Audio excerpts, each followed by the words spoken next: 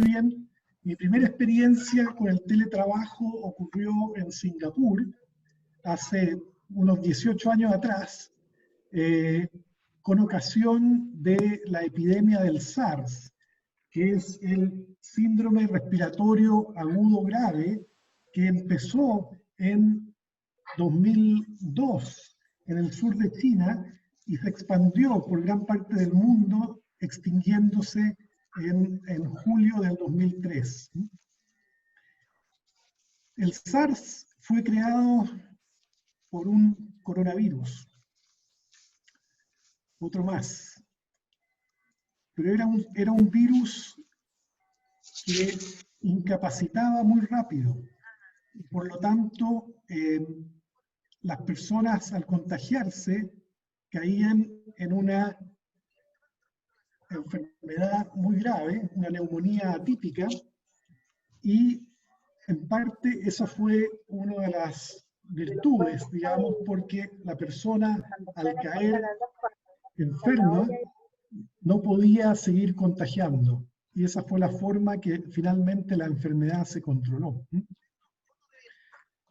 A Singapur esta enfermedad llegó en febrero del 2003, debido a 3 viajeras que fueron a Hong Kong y ahí se contagiaron, se estaban quedando en el Hotel Metropol, se contagiaron al contactar un médico que venía de Guangzhou, en China, y al volver a Singapur fueron hospitalizadas. Pero una de ellas, antes de resultar hospitalizada, contagió a 21 personas. Fue la primera superpropagadora en Singapur y ahí se extendió la enfermedad. Recuerdo, nosotros estábamos en Singapur con mi familia en ese tiempo, y recuerdo que ocurrió una reunión donde el gerente general de la época citó a varios gerentes para ver cómo se iba a enfrentar esta epidemia en la empresa. Citó a los gerentes operacionales y les dijo, por favor, preocúpense de seguridad, producción y costo. A la persona de recursos humanos y le dijo, preocúpese de nuestra gente, preocúpese de los empleados y de sus familias, que estén sanos, que estén protegidos, hágale seguimiento, monitoree, que se sientan acompañados.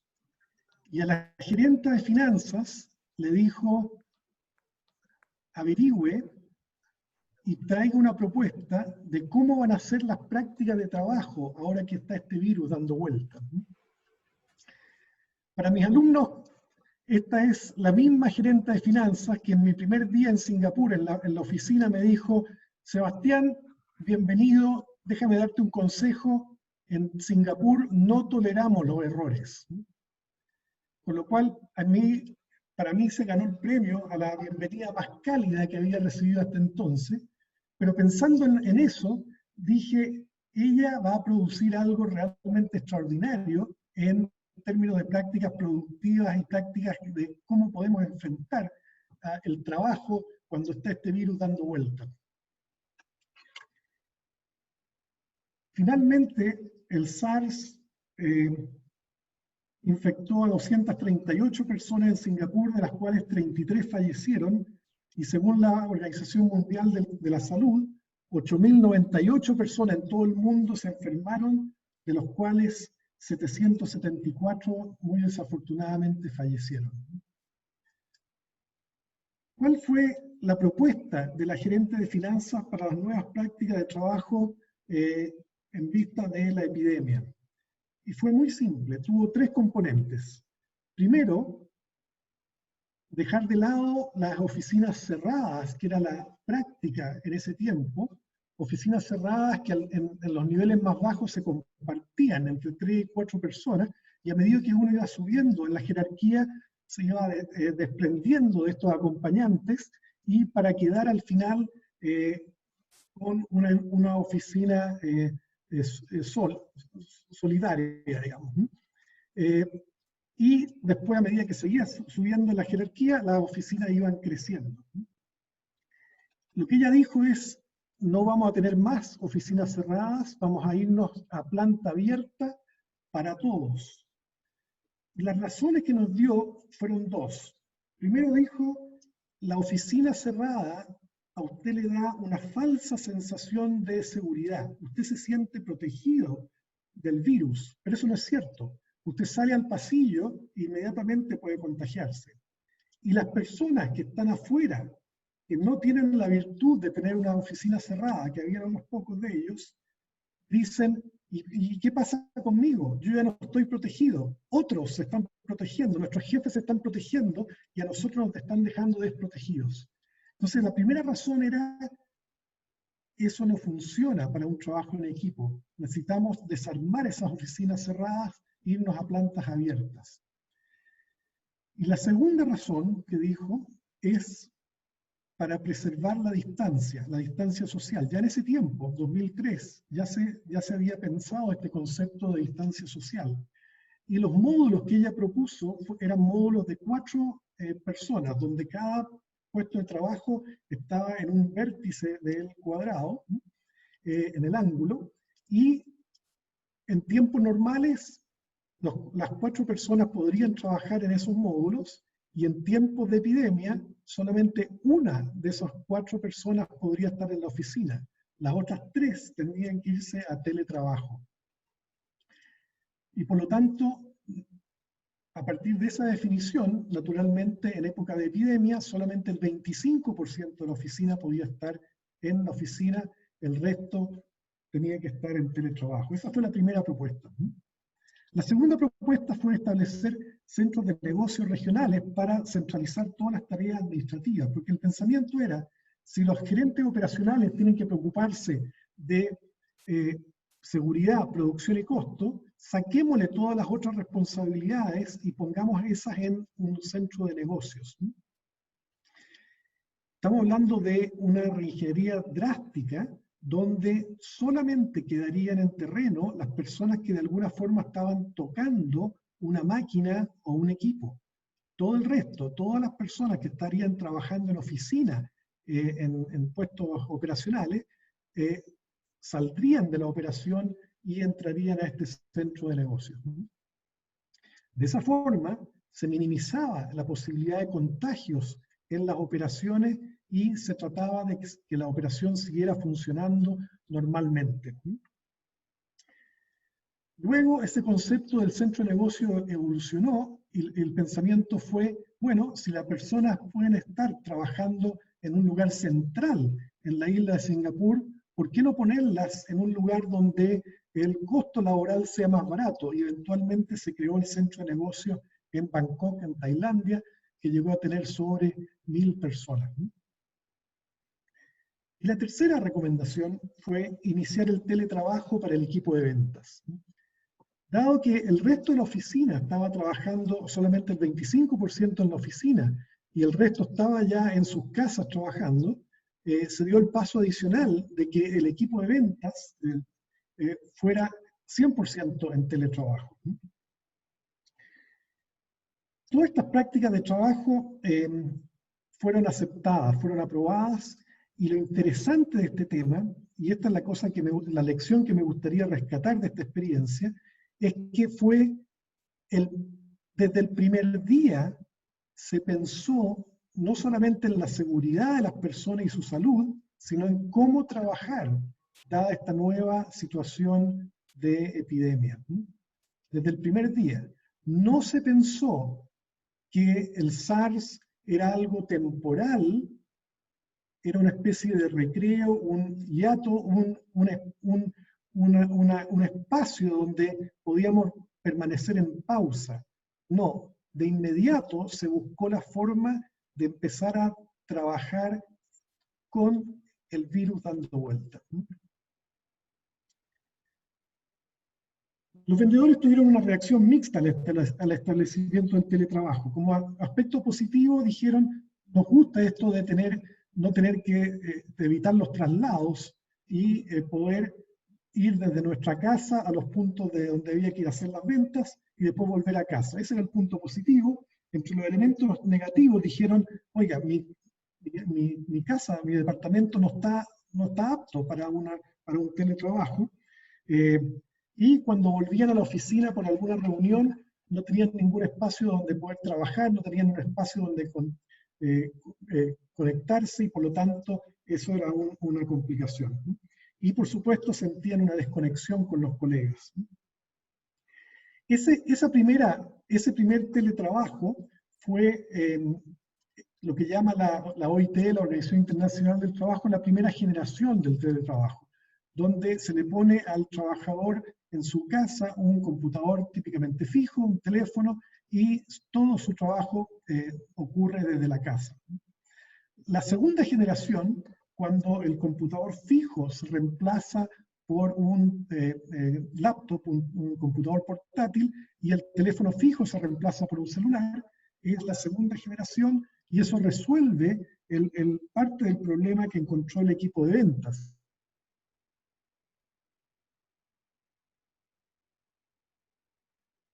A la red. Y con el celular podían tener mayor flexibilidad cuando estaban fuera de su casa. La OIT ha identificado una tercera generación de teletrabajo que la trajo el teléfono inteligente, que reemplaza el smartphone, que reemplaza al celular, y la tablet u otros dispositivos más livianos que reemplazaron a los laptops. Con eso, el nuevo teletrabajador realmente puede trabajar de cualquier parte y a cualquier hora. Y ahora ya es común, ¿no es cierto?, antes que llegara el virus, que veíamos a personas contestando mail en los estacionamientos, algunos mientras manejaban, aunque no debían, en aeropuertos, en el avión, en estaciones de trenes, en cualquier parte, caminando en la vereda incluso. El trabajo, por lo tanto, se transformó en algo que podía ser efectuado desde cualquier parte. Sigamos con nuestro caso del SARS. La otra cosa que ocurrió es que a partir de esa experiencia de la epidemia, el SARS se formó parte de los mapas de riesgo y se identificó a la posibilidad de una gripe pandémica como un evento de alta consecuencia, pero baja probabilidad. Y por lo tanto, si ven ahí hay una estrella, se puede ver dónde caía en el mapa de riesgo. Desafortunadamente, muchas empresas lo catalogaron de esa forma y quedó, como se fijan ustedes, fuera del área roja del mapa de riesgo. Área roja que es donde uno hace medidas de mitigación muy fuertes, donde uno hace prácticas para tratar de evitar las consecuencias de ese riesgo, y por lo tanto pienso yo que perdimos una oportunidad de aprendizaje de lo que pasó en esa epidemia que nos habría servido mucho en este momento ahora. Si hubiéramos podido practicar, habríamos dado cuenta que ante una epidemia necesitamos practicar no solo dentro de la organización, sino que con todo nuestro ecosistema, es decir, con todas las otras organizaciones que nos tocan, que nos dan apoyo, que nos prestan servicios, y con nuestros clientes. Todos estamos afectados. Y lo otro que debemos aprender de estos mapas de riesgo, que el término gripe pandémica, que fue como se catalogó en muchas ocasiones, en muchas organizaciones, también deja una sensación de falsa seguridad. Una gripe la hemos tenido todos y generalmente no nos morimos por la gripe. Pero lo que estamos enfrentando no es una gripe, y no es algo simple. Y tenemos que ganarle entre todos. Esa es una segunda lección para los mapas de riesgo de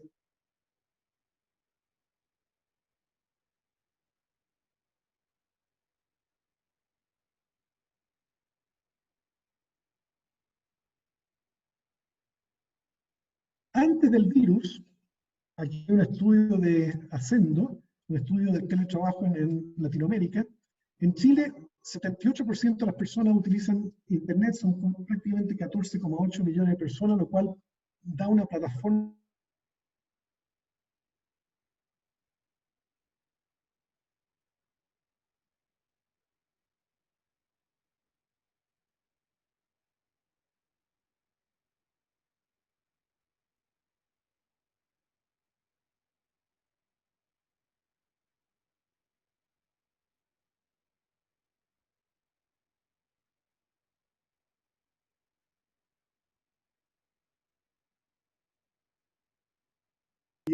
y 89% pensaron que mejoraría la calidad de vida. Por lo tanto, aspectos muy positivos, como veían el teletrabajo. Algunos lo viven en forma fantástica. Este pequeño modelito que estamos mostrando acá se llama el puesto de comando del Star Trek. Se compra de a poco, se va comprando pantalla por pantalla unas recomendaciones que no sean televisores, que sean monitores, y así se va sumando más y más y más y transforma la casa en una especie de antro de la computación. Para estas personas hemos recogido algunos comentarios. Aquí les quiero leer algunos comentarios positivos de las personas que viven así su teletrabajo. Uno de ellos dice: amo mi trabajo y estar en el home office ha sido un reto en donde he descubierto que soy más productiva, organizada, eficiente y con otro sentido del humor. Otra persona declara: hace años me vi obligado y hoy es mi forma de vida. Tengo lugares para reunirme con los clientes lejos del estrés, en mi hogar no tengo horario, duermo cuando tengo sueño, hago ejercicio cuando quiero y trabajo más de 10 horas al día muy cómodamente. Soy 95% productivo. Y mi favorita: lo más importante, de mi lugar de trabajo en mi casa a la cocina, corro menos riesgo de ser asaltado, pero igual no me confío. Para la mayoría de nosotros, la experiencia es un poco distinta. Y aquí también tenemos algunos comentarios que hemos recogido. Ahora todo es urgente. Si antes me daban plazo de 5 días para resolver algo, ahora son 2 o 3 días. Otros nos dicen: la ansiedad viaja en cascada. Están todos agobiados porque no hay certezas y los problemas aumentan todos los días. Mi jefe no sabe qué hacer y me presiona para que resuelva lo que le pidió su jefe, que tampoco sabe qué hacer. Se va traspasando la ansiedad. Otro comentario: antes, si no estabas en tu puesto de trabajo, se entendía que estabas tomando un café, fumando y no te molestaban. Ahora tienes que estar conectado todo el rato, por todos lados. WhatsApp, Teams, email, teléfono. No tienes cómo escapar. La conciliación laboral y familiar pasa a ser un desafío. El siguiente comentario: es imposible hacer todo lo que me piden durante el horario laboral. Mis niños me interrumpen cada 5 minutos. No tengo dónde esconderme en la casa. En la noche estoy muerta de cansada y es ahí cuando empiezo a trabajar de verdad. Y aparecen los conflictos que van en contra del trabajo en equipo. Miren este: mi compañera es soltera, no tiene hijos y ahora se dedica 24/7 al trabajo. Es pura eficiencia. No tengo cómo producir lo mismo que ella. Tengo que limpiar, estudiar con los niños, cocinar, jugar. Ella se dio cuenta de eso y trata de mostrarse más y más eficiente. Esto es simplemente insoportable.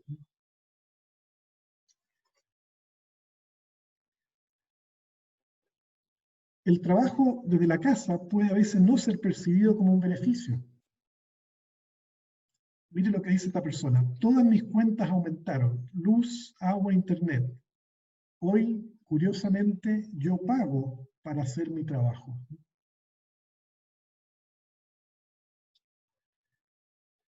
doy el pase a Mauricio para que nos haga una pequeña encuesta. ¿Dónde estamos, todos los que participamos en esta webinar, en la curva del cambio? Todo cambio sigue una curva como esta. ¿Dónde estamos cada uno? Mauricio. Hola, buenas tardes. ¿Se ve en pantalla la presentación? Sí, se ve muy bien. Sí, perfecto. ¿Sí se ve? Sí, perfecto. Sí, se ve. Sí, perfecto. Hay una ventana que dice votación 1, estado de ánimo. ¿La pueden ver? No. No la veo. No. Sigue compartida, sigue compartida la pantalla de Sebastián Sí. Conde. Ahí estamos. ¿A dónde está? Ahora sí. Ahora se ¿Ahora ve. sí? Ahora sí. Ya, perfecto. Vamos a hacer un chequeo aquí. Entonces, primero que todo, comentarles que la idea es que ustedes puedan votar cuando yo les dé el pase, y el objetivo es que en el minuto actual, hoy día, en términos de su situación, en qué situación emocional, en qué estado emocional se encuentran. Está la opción de negación, rabia, miedo, depresión, depresión de aprendizaje. Si pagan el micrófono. Entonces, respecto de la crisis, ¿en qué estado emocional ustedes se encuentran? Respecto de la crisis, les repito, ¿en qué estado emocional ustedes se encuentran? Perfecto. A la 1, a las 2 y a las 3. Respecto de la crisis, No se ve, ustedes se encuentran. no se ve la página de la que estás hablando. Ahí sí. ¿A dónde hay que votar? A mí sí me salió. A mí me salió para votar, yo ya voté. Ahí aparece la No veo dónde está.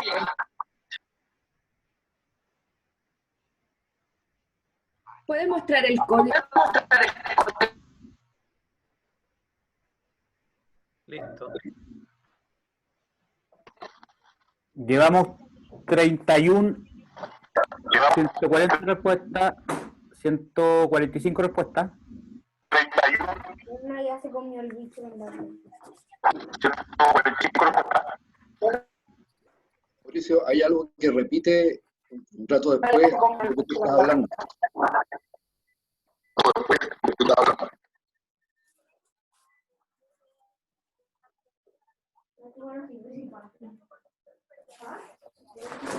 ¿165 respuestas?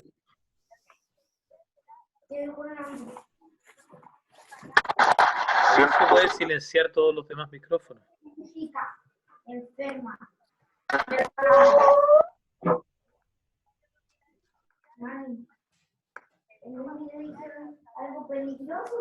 170 respuestas. La parte peligrosa es que un ataque son falsemos. Lo no peligroso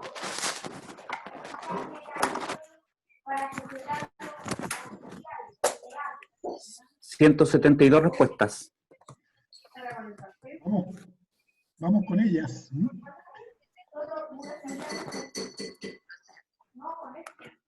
Ok, vamos a suspender la evaluación, vamos a finalizar. Ok, Sebastián. Miren qué interesante lo que nos está pasando. Hay una mayoría que ya pasó la curva y sobrepasó el punto bajo de la curva, que en términos psicológicos se llama depresión, pero a mí me gusta llamarlo la noche oscura.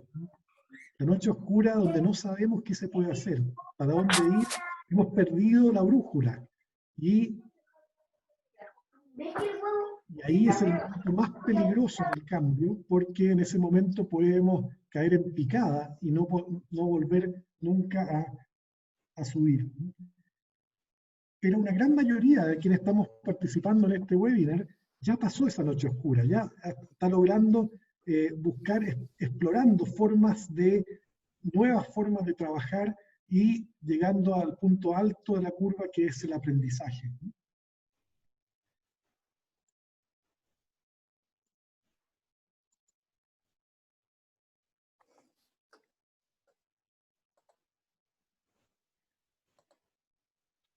Lo importante es que si hemos logrado llegar a superar la noche oscura y llegar a la etapa de aprendizaje y de exploración, debemos recordar que posiblemente los integrantes de nuestro equipo de trabajo no estén en esa misma posición. Y lo más probable es que ellos estén todavía en etapa de negación, de rabia, de miedo. Necesitamos nosotros, que hemos llegado a superar esos aspectos, que estamos ya en la etapa de exploración y aprendizaje, lograr sacarlos a ellos, darles optimismo y poder hacerlos que avancen en esa curva de cambio.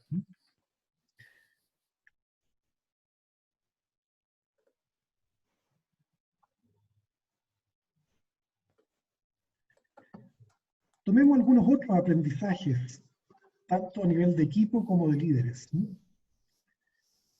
Hay un estudio muy interesante del MIT que identificó 5 conductas de un equipo virtual de alto desempeño.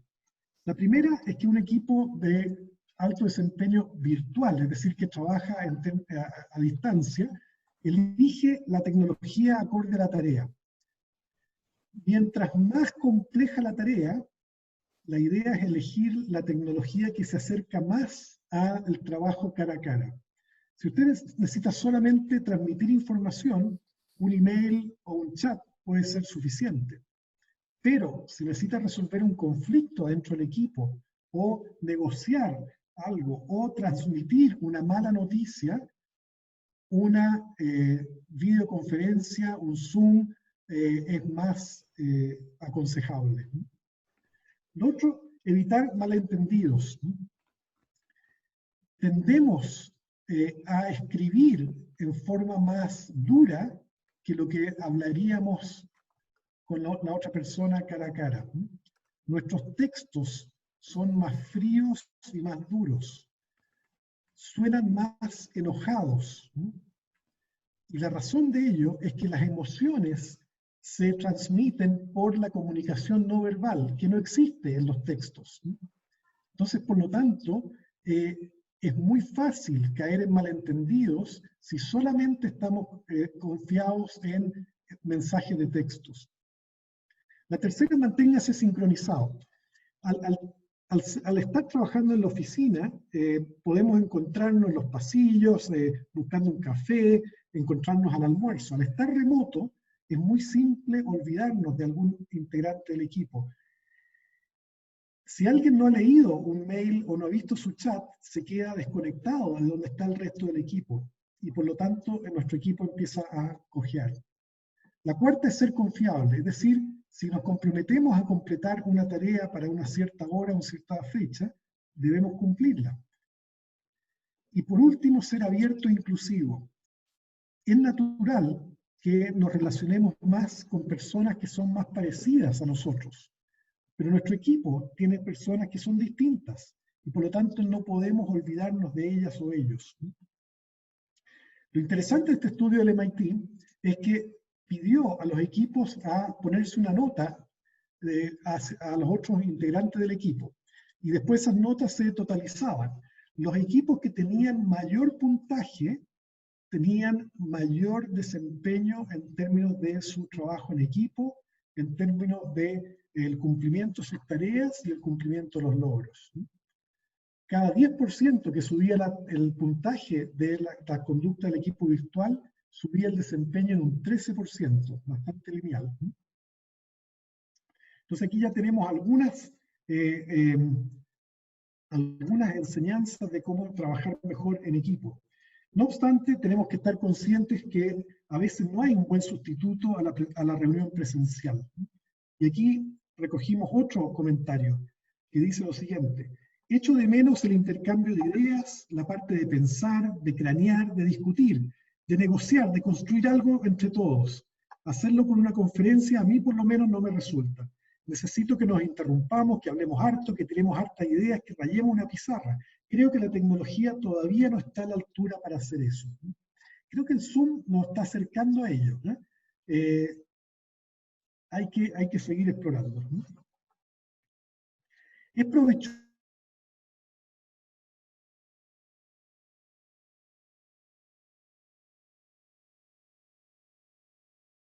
Bueno, incluso ponerlas en papel y cada cierto tiempo recordarnos si estamos cumpliendo las normas que nosotros mismos nos pusimos. Los líderes tienen un rol importante en el trabajo a distancia.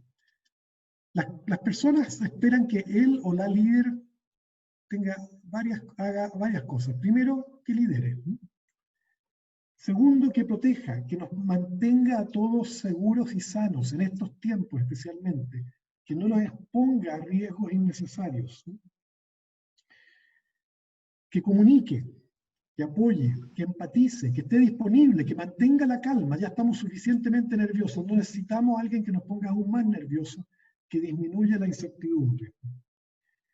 El liderazgo debe ser auténtico.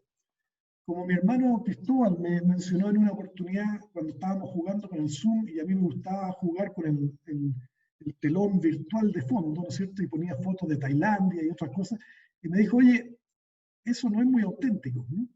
Si tú quieres que un líder sea auténtico, espero que ese líder no tenga fondos virtuales, que muestre su casa tal cual es.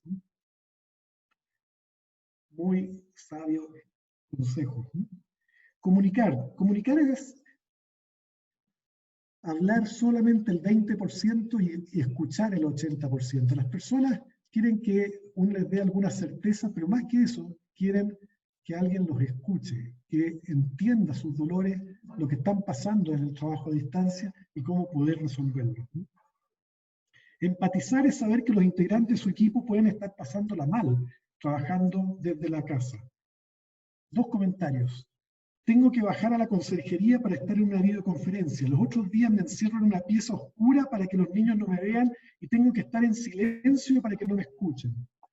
Y otro comentario, yo tengo que trabajar dentro de mi auto para poder participar de una videoconferencia. Se me empañan los vidrios, se me va la batería y no tengo espacio para el computador.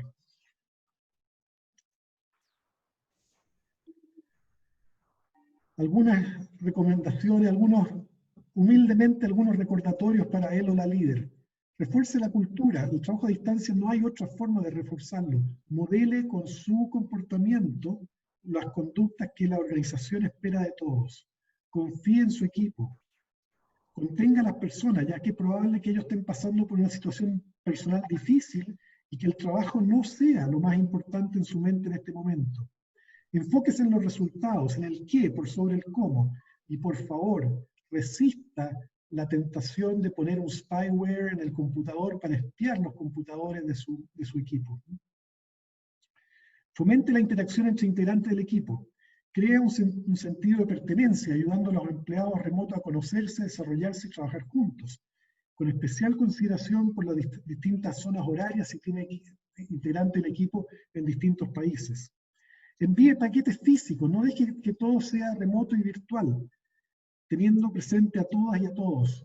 Mi hija me contó, oye, me hicieron un almuerzo virtual. ¿Y cómo funciona? Oye, me dice, el jefe mandó por delivery pizza a todos los integrantes y al mismo tiempo todos recibieron pizza.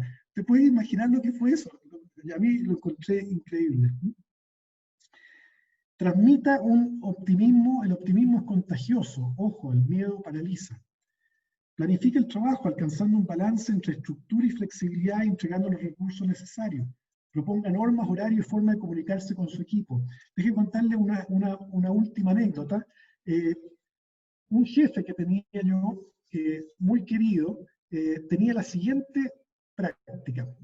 Primero propuso, de hecho, que las reuniones fueran solamente entre las 10 de la mañana y las 12 del día, lo cual bastante bueno para compatibilizar otros requisitos personales. Y luego, él se iba de la oficina a la 1 de la tarde y no se conectaba más el resto de la tarde. Y por lo tanto, todo lo que habíamos acordado en las reuniones entre las 10 y las 12 del día, nos dejaba toda la tarde para poder completar esas tareas. Ustedes se preguntarán, ¿y cómo hacía para completar sus 8 horas de trabajo? Bueno, este era un personaje extraño. Él se despertaba a las 3 de la mañana, por lo tanto a las 4 ya estaba en su oficina personal trabajando. Entonces, entre las 4 de la mañana y la reunión de las 10 de la mañana, nos hacía innumerables preguntas a todo lo que le habíamos enviado la tarde anterior, las cuales eran reforzadas en esa reunión de 10 a 12. Por lo tanto, con todas esas preguntas teníamos trabajo de sobra para otra tarde donde él nos dejaba trabajar. Sobre todo de reconocimiento oportuno y abundante. En estos tiempos que estamos distanciados, muchas gracias vale cualquier cantidad. Si en su organización ha demostrado que el trabajo a distancia funciona, deje que otras organizaciones más ansiosas vuelvan a la normalidad riesgosa del trabajo en la oficina. Si usted ya demostró que el trabajo a distancia funciona y que todos esos dolores usted ya los arregló, porque usted sabe que esto no es una pausa, sino que esta es la forma de trabajar, no se apresure. No vuelva a la oficina tan rápido. Deje que otro corra ese riesgo, continúe con su equipo trabajando a distancia. No se apresure. Su equipo se lo agradecerá. Muchas gracias por su atención y tenemos ahora un poquito más de 15 minutos para tratar de contestar como equipo cualquier pregunta que haya quedado de la presentación. Sí, muy buenas tardes. Tenemos algunas preguntas, Sebastián, relevantes que hemos estado recogiendo, ¿no? en función de lo que ha venido a hacer el chat. Invitamos también a todos los que quieran hacer alguna consulta que la puedan hacer ahora, ¿ya? Vamos a ir en levantamiento de 3 preguntas a la vez. Josué Tapia pregunta si es que existe análisis, ¿no? Registros de algún especialista respecto de efectos psicosociales que hayan en los trabajos que operan a través de esta modalidad, ¿no? Del mismo modo, respecto de los ejemplos que se han presentado, si alguna vez que terminó el periodo de implementación del teletrabajo, hay registros de efecto de productividad, o cuánto impactó el teletrabajo en la producción.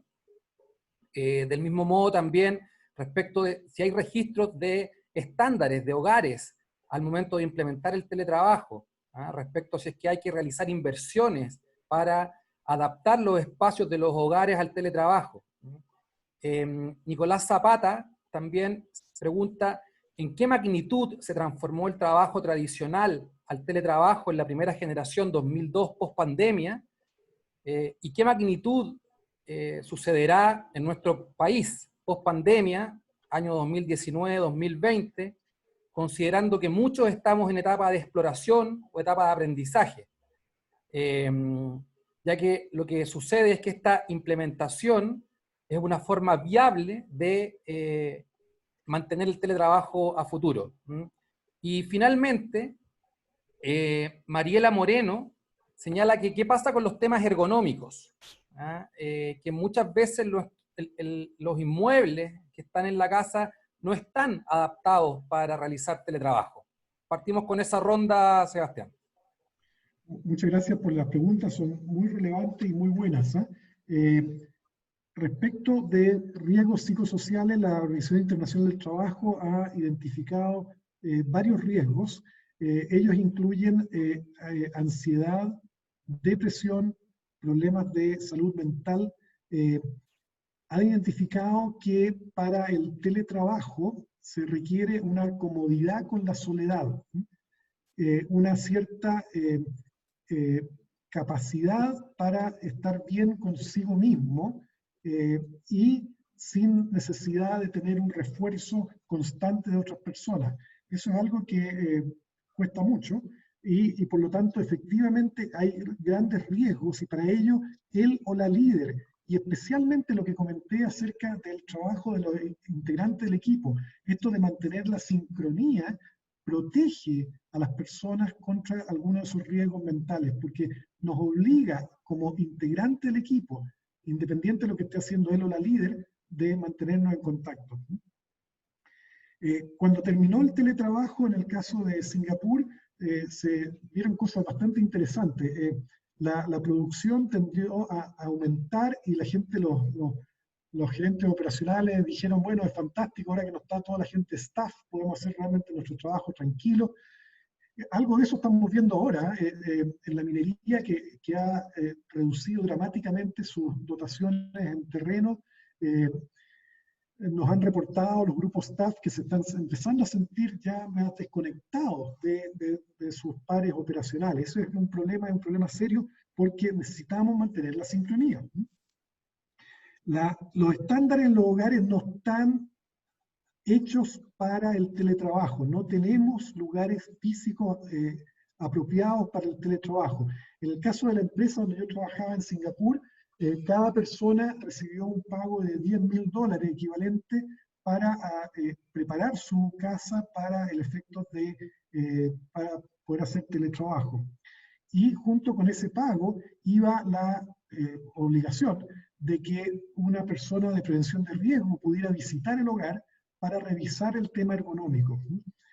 El problema ergonómico es doblemente serio. Primero está el problema que no hay espacio físico, la gente termina trabajando con el laptop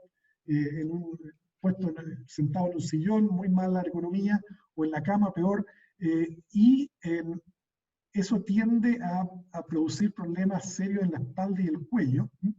El otro problema que hemos visto, y también lo ha documentado la OIT, es que las personas cuando están en teletrabajo tienden a tomar menos recreos, se paran menos, y por lo tanto ocurren problemas con los músculos que están largo tiempo sin ejercitarse. La primera generación de teletrabajo no tuvo gran cantidad de adherentes.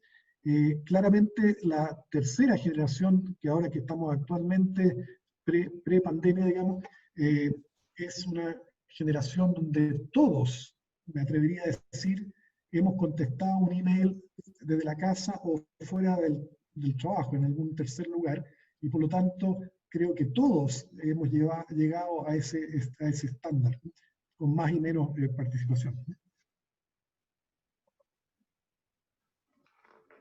Perfecto, muy bien. Vamos a ir a una nueva ronda de preguntas. Estefano, por ejemplo, pregunta que ¿qué va a pasar cuando pase o qué va a suceder cuando termine la crisis sanitaria? ¿El teletrabajo va a ser una forma permanente para realizar gestión en algunas empresas? En el mismo ámbito, Bernardita Arce pregunta ¿hasta cuándo estará vigente, ¿no?, el teletrabajo? Si es que llegó para quedarse.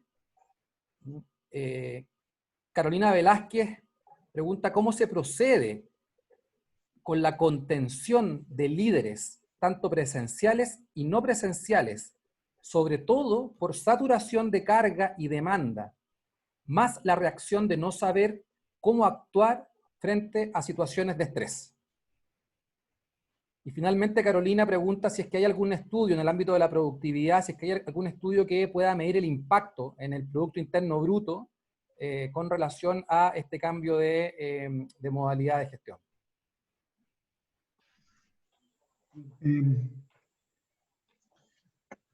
Yo he estado revisando, en preparación para esta charla, he estado revisando muchos estudios y hay un exceso de certeza. Incluso yo caí en la trampa de recetario, en la última lámina que están viendo ahí. Lo que tenemos que recordar es que hay mucha incertidumbre y cualquiera que les diga a ustedes va a pasar esto o lo otro, lo más probable es que esté equivocado. Eso no significa que tenemos que estar paralizados sin nada que hacer. Al contrario, tenemos que ponernos en marcha ya a ver cómo resolver los distintos dolores que hemos detectado de las personas que estamos en el teletrabajo. Esto no puede ser visto como una pausa. Si yo tengo un problema ergonómico, tengo que resolverlo ya, no al nivel de la sala de comando del Star Trek, pero tengo que actuar ahora. No, esto no es algo que debe verse como algo transitorio. ¿Hasta cuándo estará vigente el teletrabajo? El teletrabajo, antes incluso de la pandemia, llegó para quedarse. Nosotros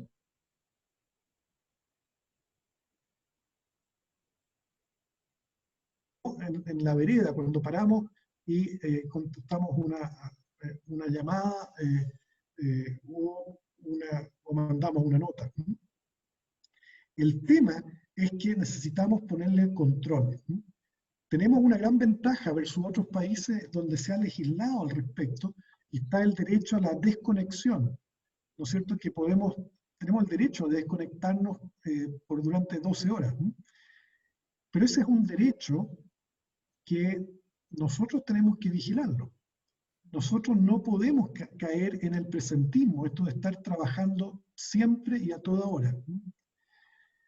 El problema que ocurre con el presentismo es que nos agota y puede llevar al burnout, simplemente al estrés máximo que nos va a hacer nos va a incapacitar para seguir trabajando. ¿Por qué? Si supongamos que usted tiene que manejar para ir a la oficina, y ese lapso le toma 30 minutos. Mientras va manejando, usted está pensando en el tráfico, está pensando en algunas otras cosas, está desconectado. Pero, si mientras está manejando al mismo tiempo, con el manos libres, esperamos, está hablando por teléfono, y ni Dios quiera, está contestando mail, o haciendo el chat, usted no se ha desconectado, y por lo tanto ha perdido esa media hora de descanso mental. Y por lo tanto ocurre que al final solamente le quedan las horas de sueño para desconectarse. Y conozco un par de casos dramáticos de personas que se acostaban a las 8 de la noche y a las 11 se despertaban y ahí empezaban a operar de corrido hasta el día siguiente. O sea, una situación de falta total de desconexión. Eso a usted le va a producir un burnout y le va a liquidar. No queremos eso en nuestro equipo. Si usted es líder, o él o la líder, no permita que eso ocurra con usted primero que nada y después con su equipo. La contención, cuando hay saturación de carga y demanda. He escuchado casos, me dijo el otro día una persona, un gran amigo me dijo, oye, estoy trabajando 18 horas diarias. Mal. Eso no puede ser. Nosotros necesitamos contener a los integrantes del equipo, pero ¿quién nos contiene a nosotros si nosotros lideramos otro equipo? La forma de contenerse es sincerarse con su equipo. Decir, oiga, ¿sabe? Me he dado cuenta que estoy abrumado, conversémoslo. No se imaginan el poder que tiene esa apertura que usted está haciendo con el resto de su equipo y entre todos le van a decir miles de ideas cómo poder ayudarlos. No he visto un estudio de productividad y su impacto en el PIB con respecto al teletrabajo. Pienso que estamos muy prontos todavía y creo que hay demasiados otros factores que como que ensucian una posible medición, pero claramente si el teletrabajo llegó para quedarse, necesitamos hacer uno de esos estudios y eso está en la lista de los pendientes. Muy bien. Vamos a la última ronda de 3 preguntas. Ya hay 3 preguntas y una pregunta comentario, ¿no? Tomás Soto del Centro de Sistemas Públicos, él aprovechó, digamos, de compartir de que hay un primer caso piloto de teletrabajo formal en el Estado que se está implementando desde el 2017, ya, el cual ellos pudieron evaluar los efectos que hay del teletrabajo en la institución pública. Y frente a eso, él señala que además hay una experiencia que no es la óptima, ¿ya? Debido a que los trabajadores se fueron para la casa, pero sin un preacondicionamiento adecuado, ¿no? Es decir, no hay capacidades para aprender, separar espacios, los lugares no están acondicionados, la autogestión, etc. Por lo tanto, esta experiencia de teletrabajo estaría entre comillas, manchada, ¿no? Por la cuarentena. Entonces, ¿qué pasará cuando termine? ¿Ah? Y se ofrezca la posibilidad de volver al trabajo presencial, este ámbito como de incomodidad, ¿no? Luego tenemos una pregunta de Jorge Bruna, que dice que si consideras que el teletrabajo va a borrar el desarrollo o evolución de las habilidades blandas. Y finalmente, Luis Martínez, con relación a la curva de aprendizaje, él señala que la mayoría dice que está en aprendizaje, ¿no? Pero la verdad es que no ha asumido la realidad, porque él cree que no es un aprendizaje significativo.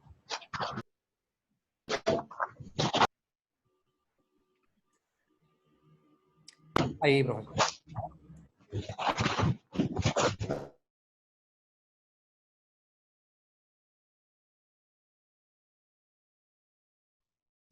Sebastián, tienes tu micrófono apagado.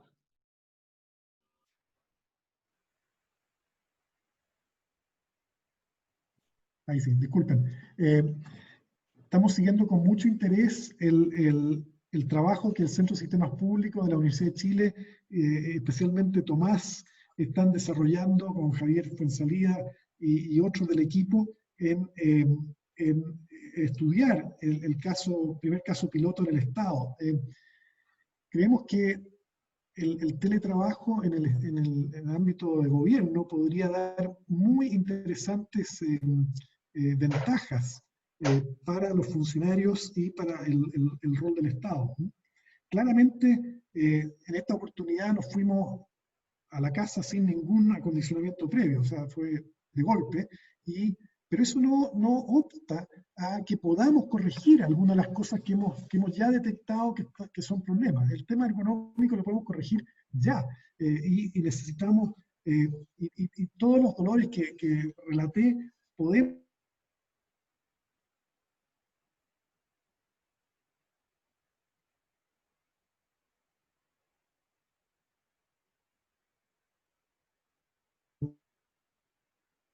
un empuje tremendo para volver a la normalidad después de lo que ocurrió, y por lo tanto mucha presión para votar el teletrabajo que se creó para el equipo de ventas. Y fue la persistencia de seguir con ello porque se pensó que efectivamente era la solución correcta, y después se resolvió con la llegada de los smartphones y los tablets, y las personas dijeron al final que les encantaba esa forma de trabajar.